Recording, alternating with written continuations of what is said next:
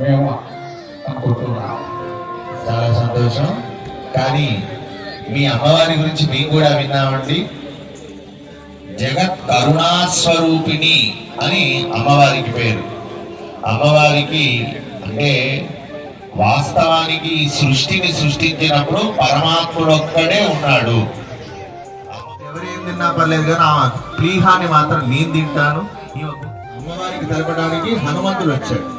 వచ్చి అమ్మ రాముడు రావణాసురుడిని చంపేశాడు, ఇక్కడ